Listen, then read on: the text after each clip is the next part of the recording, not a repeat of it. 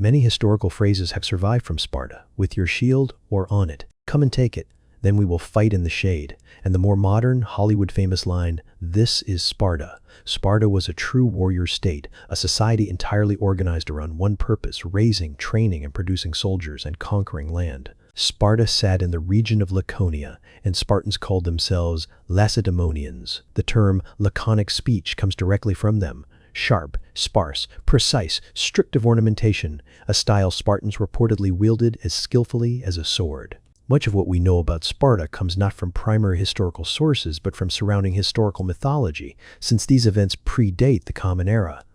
One famous example, when the king of Macedon later arrived at Sparta's walls and threatened that if they didn't surrender, he would raze their walls, destroy their towers, kill their people. Sparta's entire reply was a single word, if. There's also a competing, less flattering theory that Spartans spoke tersely not out of wit, but because they were frankly uneducated. Athenians mocked them as blunt, uncultured soldiers who simply knew nothing beyond war. Ancient Greece consisted of many individual polis, city-states. The word megapolis literally means a large polis, a union of several cities. Sparta was a classic example of this era's polis structure, though far from typical in its customs and governance. It sat in a genuinely fertile valley, though Greek land overall isn't uniformly fertile, which is partly why Athens, Sparta's eternal rival, built a navy and expanded overseas, partly to trade, partly to secure farmland abroad to feed the metropole. This is an early root of the geopolitical concept of sea powers versus land powers. Sparta relied almost entirely on infantry, rarely using cavalry. Strategically, Sparta's valley was ringed by mountains, making it difficult to besiege, and sat roughly 50 kilometers from the nearest port, unlike Athens, with its port at Piraeus directly connected to the sea. This geographic difference shaped the two states' entirely different developmental paths. Spartans arrived in Laconia, conquered it, subjugated neighboring territory, and conquered Messenia to the west, enslaving most of its surviving population. This became the foundational structure of Spartan society, divided into three classes. Spartiates, full citizens, trained from childhood for war, expected to remain soldiers until age 60. Perioeci, free but not full citizens, permitted to engage in the trades, crafts, and commerce that a true Spartan citizen considered beneath him. And Helots, enslaved or serf-like laborers, the largest group, mostly conquered peoples.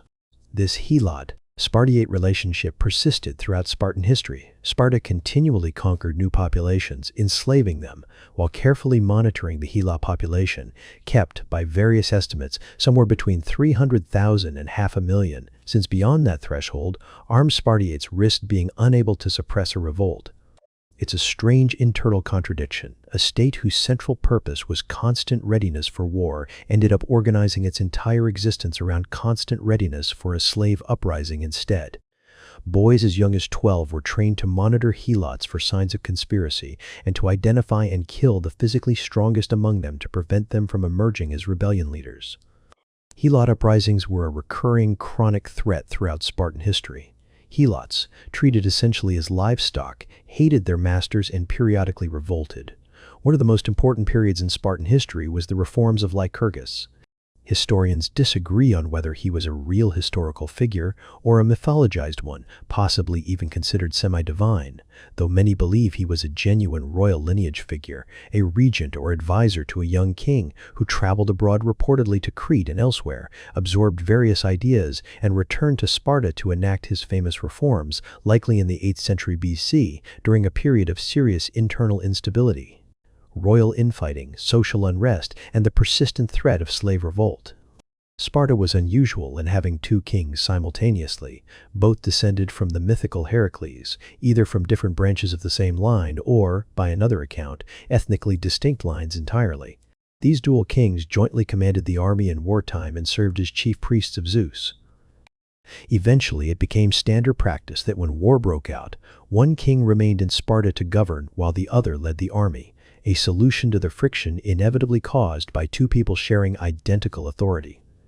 This ongoing tension is part of what drove Lycurgus's reforms, aimed squarely at maximizing Sparta's military readiness. A militarized society, in practical terms, means its citizens are denied any ordinary peacetime existence, no comfortable homes, no personal hobbies, no leisure entertainment. Life in Athens allowed for such things. Spartan life did not. Lycurgus's central innovation was building a society of equals. Even the kings were nominally equal to ordinary citizens. This meant no luxury of any kind. Everyone, king included, ate in communal mess halls rather than at home, with deliberately crude food, plain clothing, unadorned pottery, and even a clumsy non-precious iron currency rather than Athens's gold, specifically designed to be useless for accumulating wealth. Homes could only be built using an axe and a saw, no fine stonework, ensuring uniform crudeness across all social ranks, minimizing envy or any drive toward personal wealth. For a long time, other Greek cities, including Athens, held Sparta up as a model of equality and contempt for luxury, conveniently overlooking its enslaved underclass living, quite literally, as livestock. Spartans reportedly used helots as a cautionary demonstration for their youth as well, deliberately getting them drunk and forcing them to sing crude songs and dance, showing young Spartans an example of degraded behavior they should never emulate, since a proper Spartan trained from dawn to dusk instead. Spartan land was divided into 9,000 allotments, distributed by lot, one per free Spartan citizen. Helots worked these plots, farming grain, olives, and vineyards. The allotments themselves couldn't be sold, and crucially, couldn't be transferred separately from the helots bound to work them, a system functionally equivalent to serfdom. Periouici, the second class, were legally free but still considered lesser citizens, permitted to pursue trade, craft, and limited local self-governance activities beneath a proper Spartan. Boys were selected into the warrior caste starting at age 6, and Spartan childhood was famously brutal. Contrary to some popular belief, Spartan women did not fight in the army, only men did. Though women in Sparta held relatively unusual freedom by ancient standards, a woman couldn't be forced into marriage against her will and could choose her own husband, though marriage itself was still considered a somewhat undignified worldly concern for a warrior. Two brothers might even share a single wife, purely as a practical, economical arrangement without any particular social stigma attached. At age 7, boys were removed from their families and placed into training units defined by extreme severity, beatings, ordeals, and deliberate training in cruelty toward helots, who were regarded as Sparta's fundamental internal enemy, perpetually capable of revolt.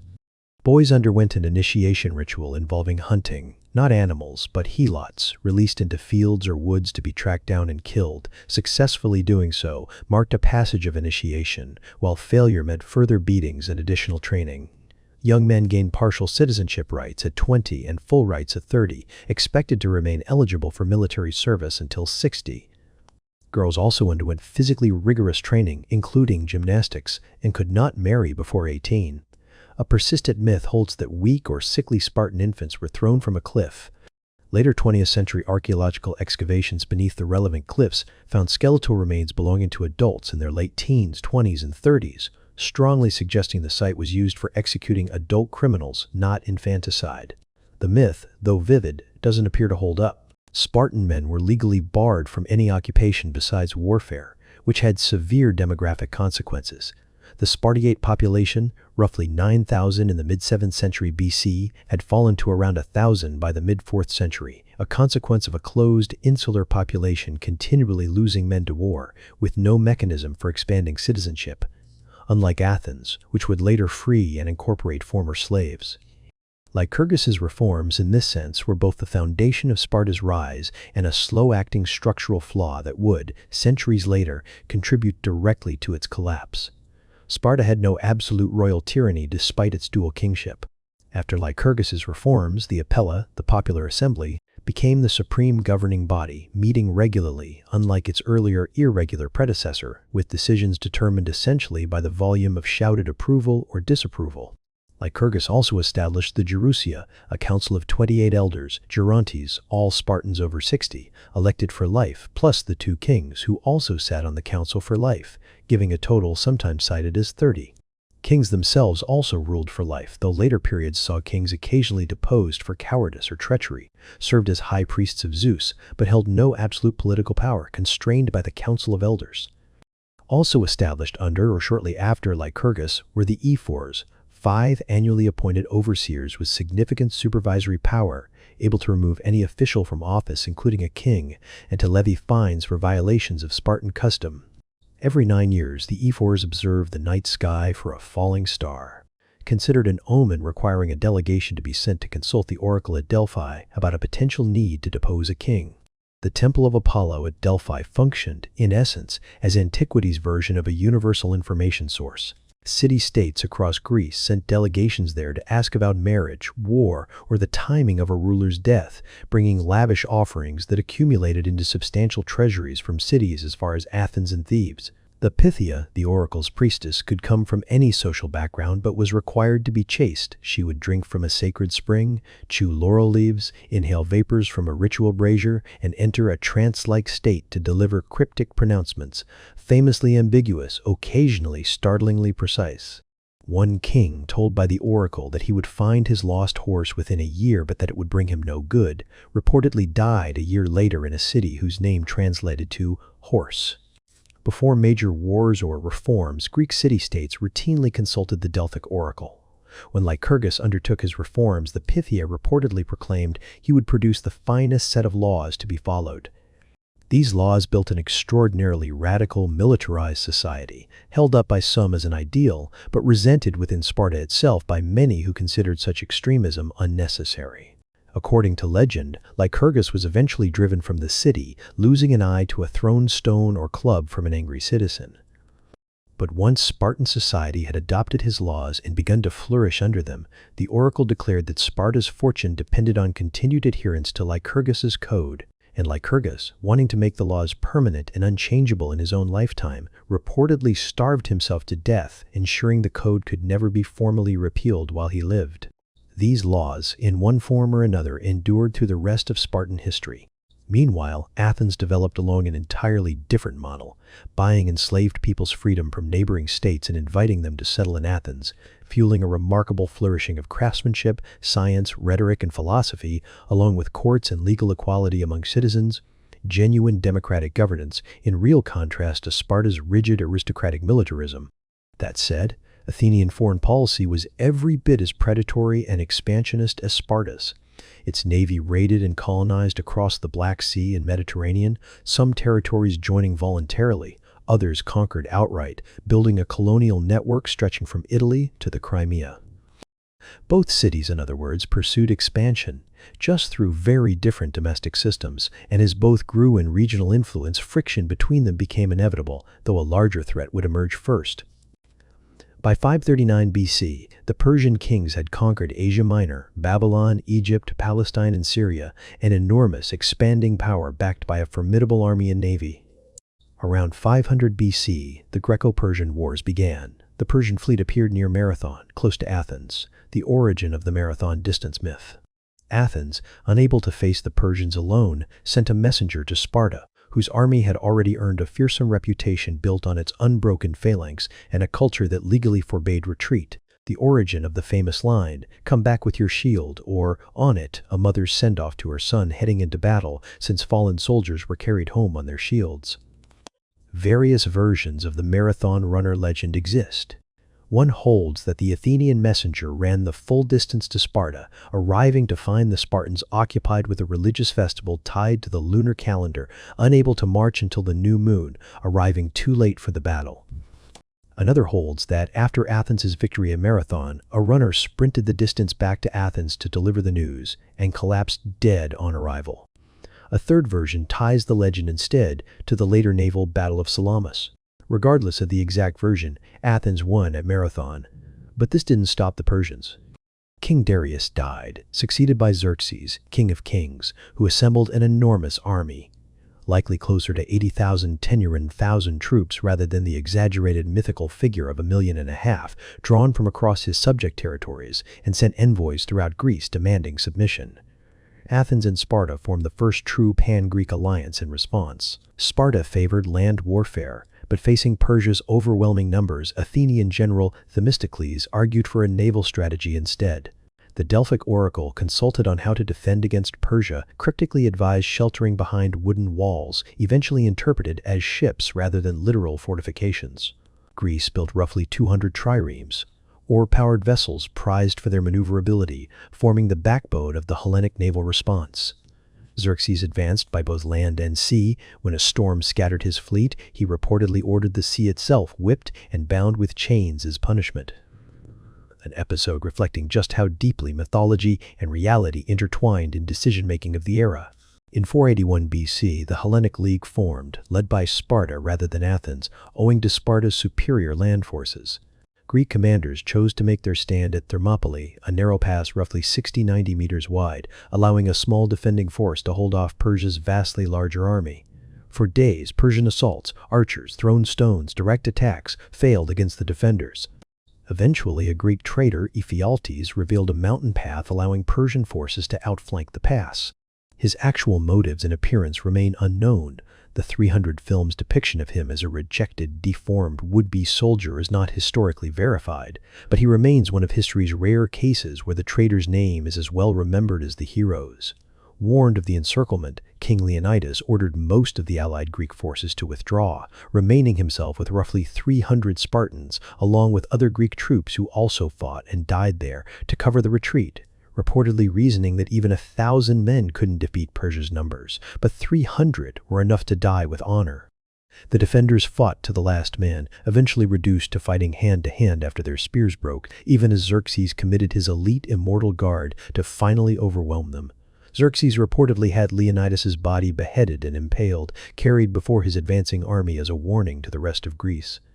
A monument was later erected at Thermopylae bearing the epitaph traditionally attributed to Leonidas, "Go tell the Spartans, stranger passing by, that here, obedient to their laws, we lie." This is also the source of two more famous exchanges, Persia ultimately Pharamos exchanges. Persia's boast that their arrows would blot out the sun, met with Sparta's reply that they would simply fight in the shade, and Xerxes' later offer of clemency in exchange for surrender, met with the famous response, "Come and take them." Despite its overwhelming advantages in numbers, resources, and equipment, Persia ultimately failed to conquer Greece. The decisive engagement came at the Battle of Salamis in 480 BC, where the maneuverable Greek fleet decisively defeated the larger, less agile Persian navy in the confined waters of the strait. The roughly 50-year Greco-Persian conflict ended in complete victory for the Hellenic alliance, with Greek forces even pushing into Persian-held territory in Asia Minor afterward. What followed is often called the Pentacontiatia, the 50 years, marking the expulsion of Persian influence from the Balkan Peninsula and the peak flourishing of Greek civilization, dominated politically and culturally by Athens, whose currency spread throughout the Greek world, while Sparta largely withdrew from broader Greek affairs during this period.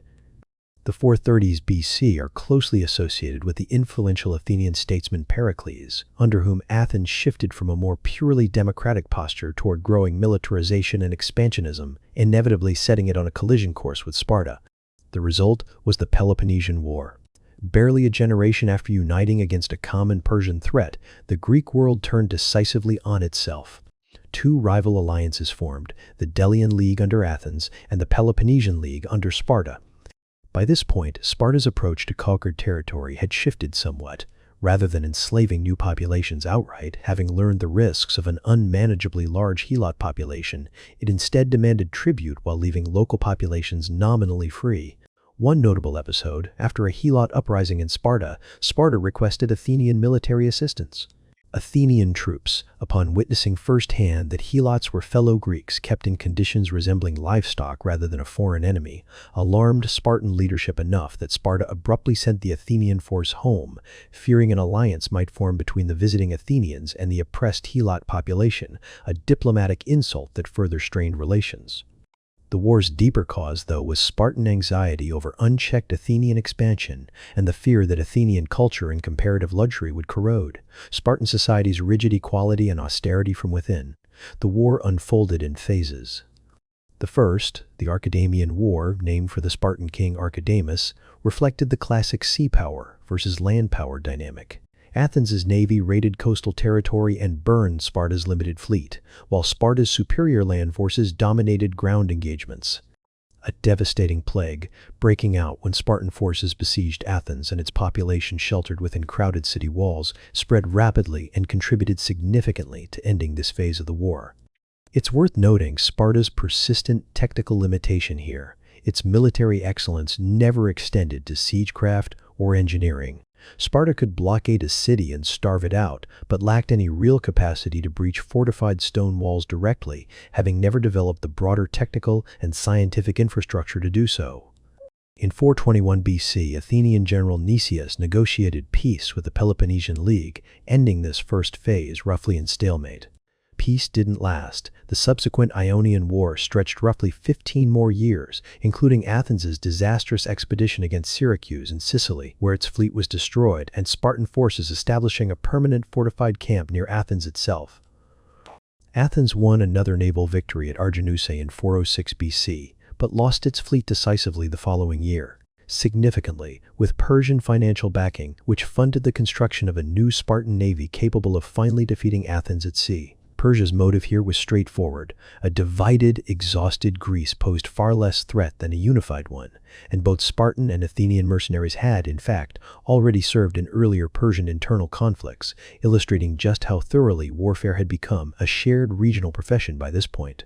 In 411 BC, a coup in Athens briefly overthrew its democracy in favor of oligarchy.